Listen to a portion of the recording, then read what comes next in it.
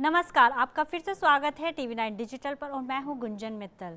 हम एक बार फिर हाजिर हैं आपका अपना हेल्थ शो लेकर, जिसमें हम आपकी सेहत से जुड़े हर विषय पर बात करते हैं और अपने हेल्थ एक्सपर्ट से जानते हैं आपकी सेहत से जुड़े हर सवाल का जवाब। आज हम देख रहे हैं कि हमारे घरों में छोटे बच्चे अक्सर मोबाइल गेम में ज़्यादा और खेलकूद में कम ध्यान दे रहे हैं। इससे ना सिर्फ उनके शारीरिक बल्कि मानसिक विकास पर भी गंभीर परिणाम दिख रहे हैं।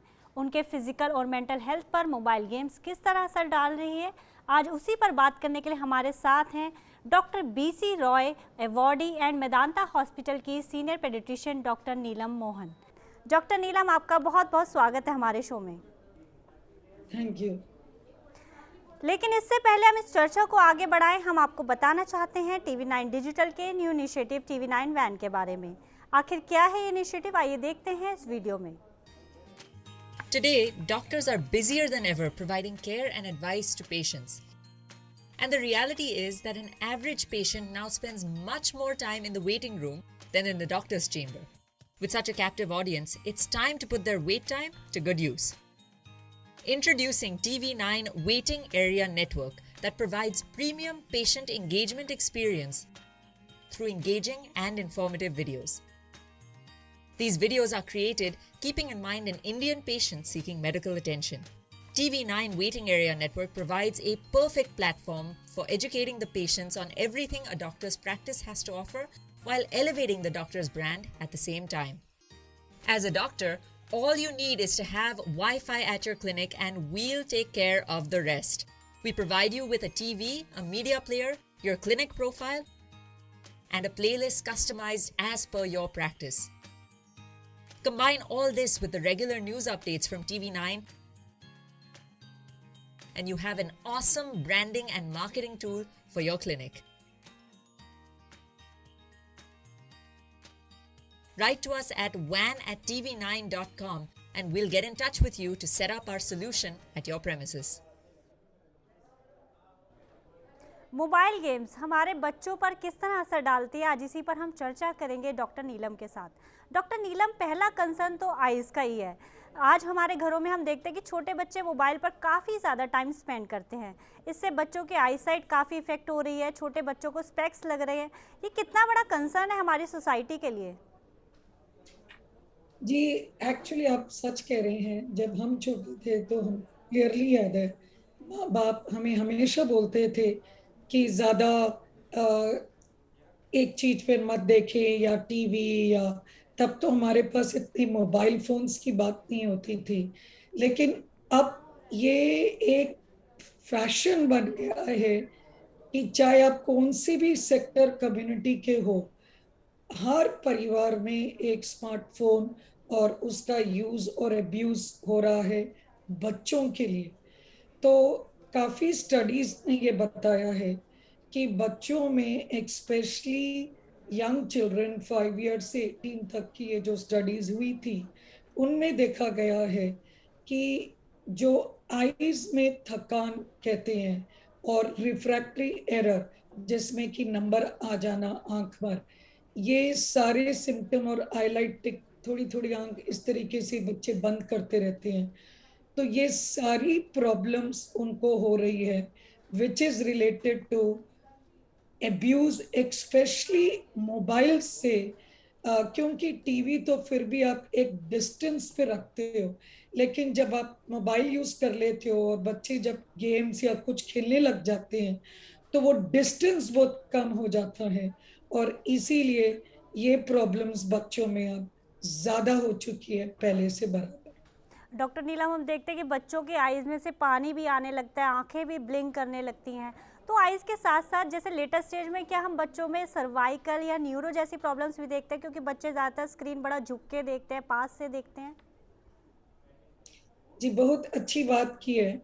इनफैक्ट पहले एक सिंड्रोम बताते थे हम, जो औरतों में स्विंग मशीन्स चलाती थी तो उनमें देखा जाता था गर्दन और नेक में।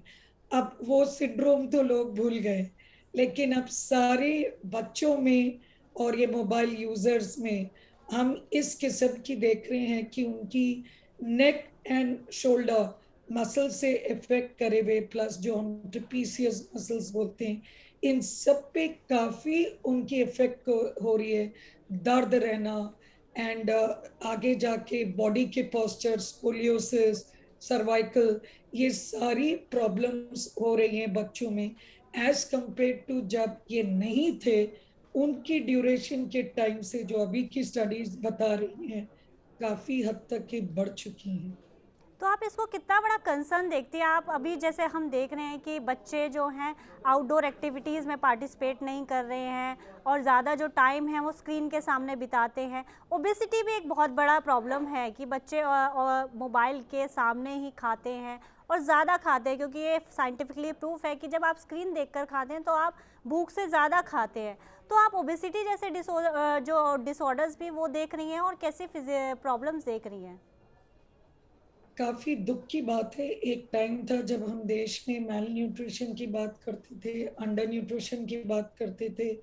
अभी जो सारी guidelines, UNICEF, global guidelines, WHO, Indian academy paediatrics, IMA, इन सब की तरफ से स्टडीज आ गई है। और सैडली बड़ों में और साथ साथ बच्चों में, एल्डरली में, जो बड़े ज्यादा है, उनमें भी ओबेसिटी बहुत बढ़ रही है। अर्बन कंट्रीज में एवरेज 10% से ऊपर बच्चों में ओबेसिटी है एंड ओवरवेट तो 30-40% बच्चों में हो गया है। पहले हम रूरल जगहों पे इतना नहीं देखते थे, बट अब सैडली रूरल में भी थोड़ी बढ़ रही है ओवरवेट एंड ओबेसिटी, अर्बन से कम है। तो जैसे आपने बताया 4 कारण है इसके। नंबर 1, आपकी एक्टिविटी रिड्यूस हो जाती है। और सिंपल एक मैथ्स है कि बॉडी के अंदर इनपुट वर्सेस आउटपुट, आप जो खा रही हैं वो तो आप कम नहीं कर पाए, लेकिन आपकी आउटपुट एक्टिविटी, भागना, खेलना, कूदना जो था वो कम हो जाए तो ऑब्वियसली आपका इनटेक का इम्बैलेंस हो जाएगा और वो करेंगे। नंबर 2, जैसे आपने बताया, सारी स्टडीज आपने भी देखा होगा, जब आप पिक्चर देखने जाती हैं तो आप जैसे ही पिक्चर हॉल में घुसती हैं आपको एकदम पॉपकॉर्न, कोल्ड ड्रिंक, ये सारी चीजें याद आ जाती हैं, चाहे वो बच्चे हो या बड़े।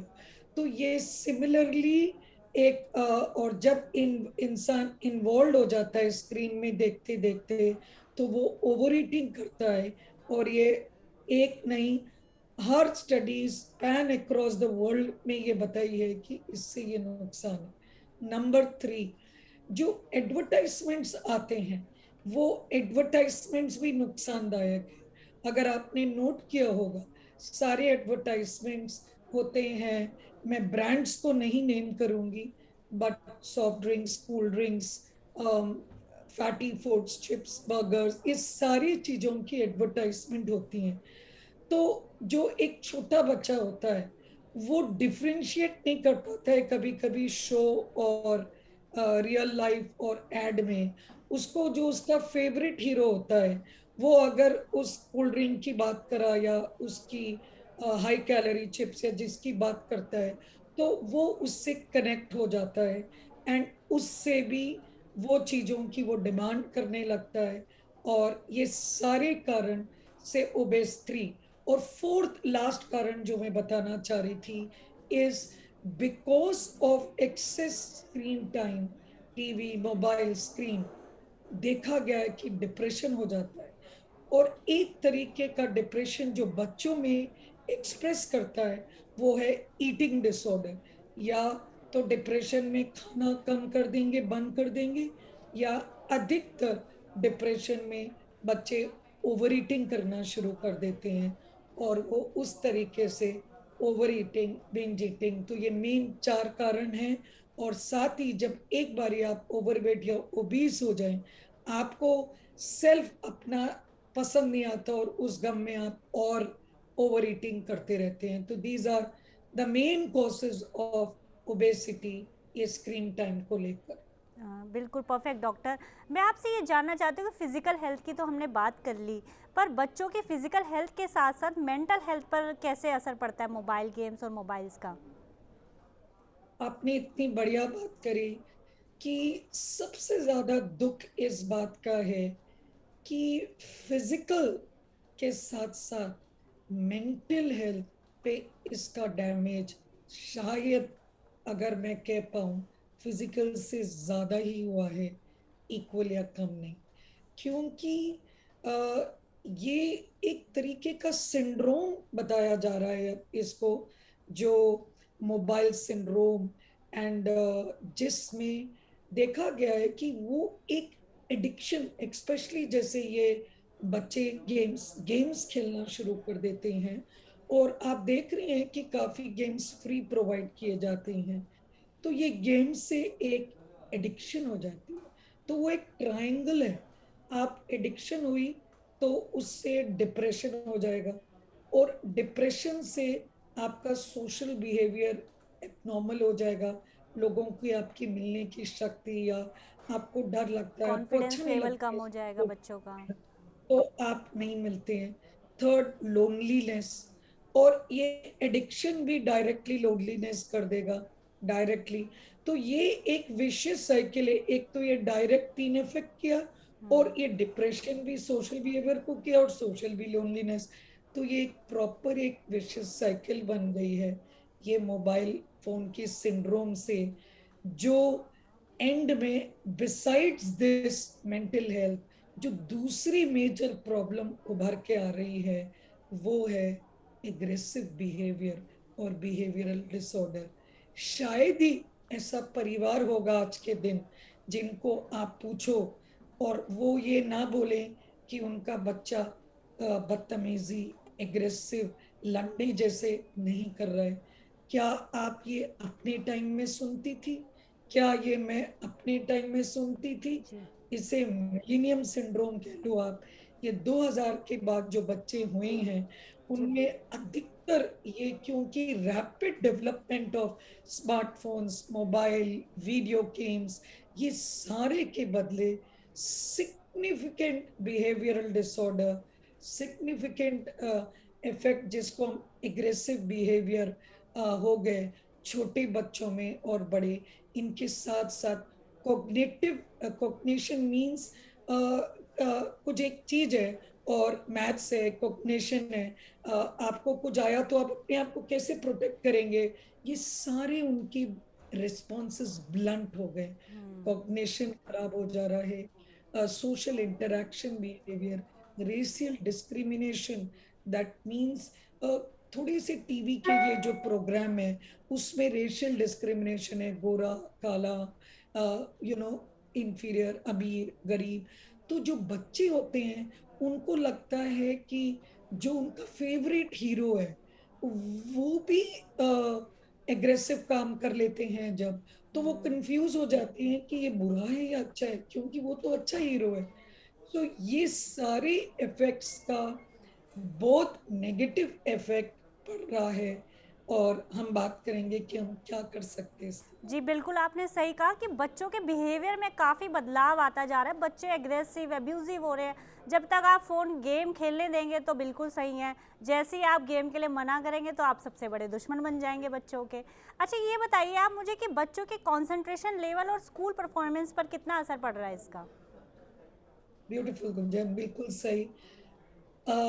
स्टडीज बता रही है, ये मैं मेरा नहीं, देर आर रैपिड स्टडीज जिसमें उन्होंने अपने टाइम्स देखे हैं और उसके बदौलत बताए हैं कि दैट दी स्कूल ग्रेड्स डिट्यूरेशन अकर, और ये क्यों होता है उसका साइंटिफिक एविडेंस तीन है।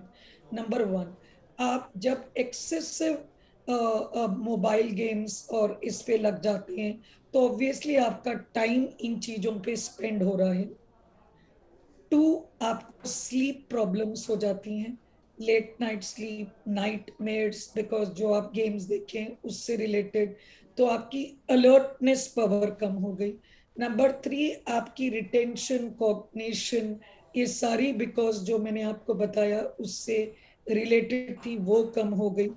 तो बच्चा एक थका टूटा रहता है, जो एक्टिव नहीं है, बिकॉज एक्सरसाइजेस जो होते हैं एक तरीके का आपका एक हार्मोन रिलीज करते हैं बॉडी में, जो हार्मोन से आपको हैप्पी हार्मोन भी होता है, आपकी एनर्जी लेवल्स बढ़ती है, आपकी रिटेंशन पावर बढ़ती है, आपके माइंड फ्रेशनेस बढ़ता है, ये सारा कुछ आप नहीं कर पा रहे हैं, और उसके कारण स्कूल परफॉर्मेंसेस, ग्रेड्स, इनमें जिनमें ये टाइम एक्सेसिव है वो बढ़ गया है।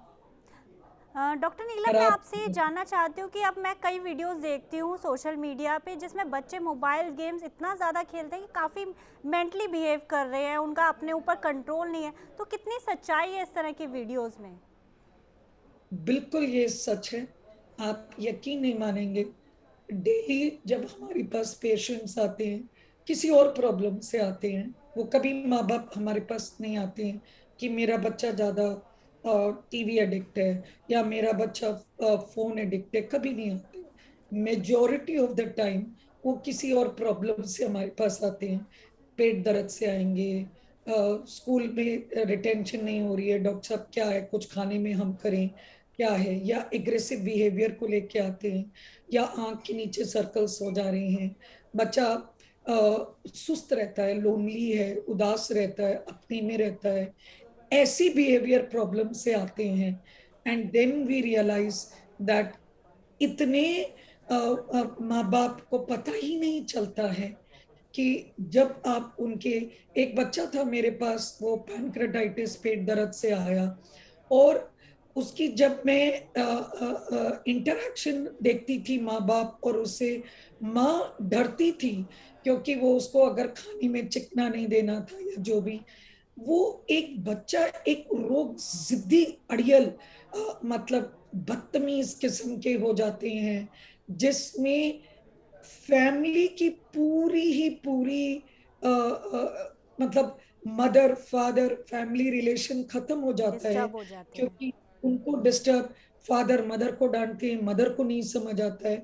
इस पूरे चक्कर में माफी चाहती हूँ कि मैं बच्चे से ज्यादा माँ बाप को ही दोषी दूंगी, एनवायरनमेंट को ही दोषी जी दूंगी। जी बिल्कुल। क्यों? मेरा अगला सवाल क्योंकि भी ये है कि पेरेंट्स की भी जिम्मेदारी इसमें बनती है कि आप पेरेंट्स को क्या टिप्स देंगे जिनके जरिए हम बच्चों को मोबाइल और मोबाइल गेम से दूर रख सकें, क्योंकि एज अ पेरेंट हमें भी उनको इंडोर एक्टिविटीज़ में क्या कहते हैं हिस्सा बनना चाहिए, उनका साथ देना चाहिए, उनको थोड़ा समय देना चाहिए। जी कंचन जी, बिल्कुल। तो इसीलिए मैंने कहा कि हमेशा बच्चे की गलती नहीं है।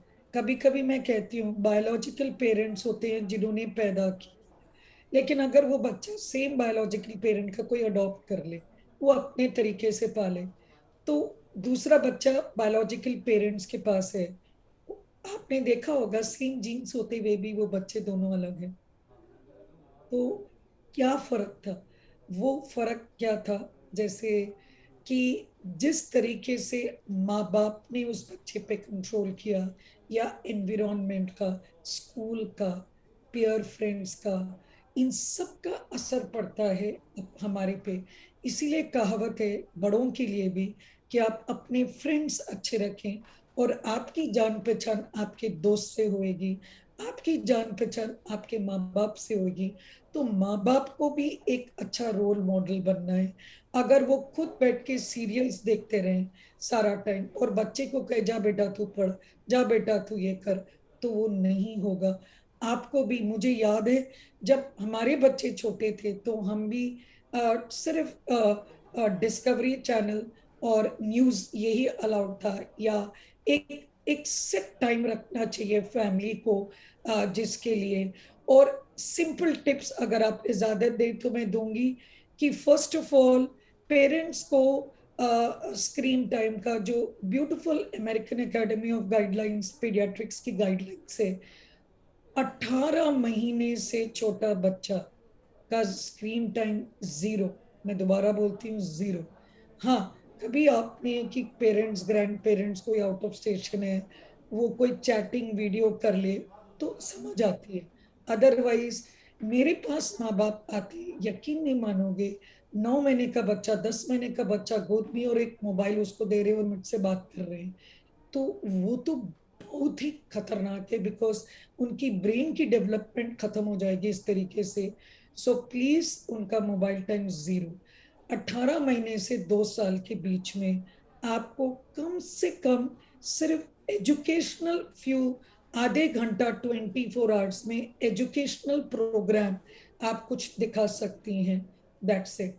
प्री स्कूल 5 साल से छोटे, 2 से 5 साल में not more than 30 minutes to 1 hour के अंदर आपको अगेन पूरे एजुकेशनल ये समझना चाहिए कि इनके फायदे भी है।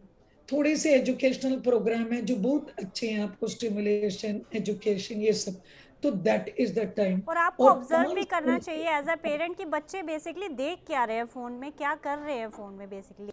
है कि माँ बाप को भी बात करना चाहिए, खाने के टाइम टीवी बंद करना चाहिए, टीवी को एज अ इंसाइट देना जी चाहिए। ये बिल्कुल। नहीं कि हर टाइम देखें, आपको इंसेंटिव है और 1 डे ऑफ होना चाहिए। ये सारे चीजें आपको फैमिली टाइम और ये और रोल मॉडल बनिए, सुपरवाइज करिए। आप भी सीखिए कि प्रोग्राम्स कैसे कंट्रोल कर सकते हैं, वी फॉर वायलेंस नहीं दिखाएं, ये सब आप भी सीखिए। रात में कमरे में कोई टैब 18 साल के नीचे बच्चे को अलाउड नहीं है। Keep tabs out of the bedroom so that वो स्लीप में डिस्टर्ब। डॉक्टर नीलम, आपने आज बहुत ज़्यादा अच्छी जानकारी हमारे साथ शेयर की। मुझे लगता है कि जो हमारे व्यूअर्स हैं उनको काफ़ी ज़्यादा इन्फॉर्मेशन मिलेगी। आपका बहुत बहुत शुक्रिया हमारे साथ जुड़ने के लिए और अपना कीमती समय हमारे लिए निकालने के लिए। Thank you so much doctor. अगर आपके दिमाग में भी हेल्थ से जुड़ा कोई भी सवाल है तो प्लीज़ कमेंट बॉक्स में ज़रूर लिखें। हम TV9 डिजिटल।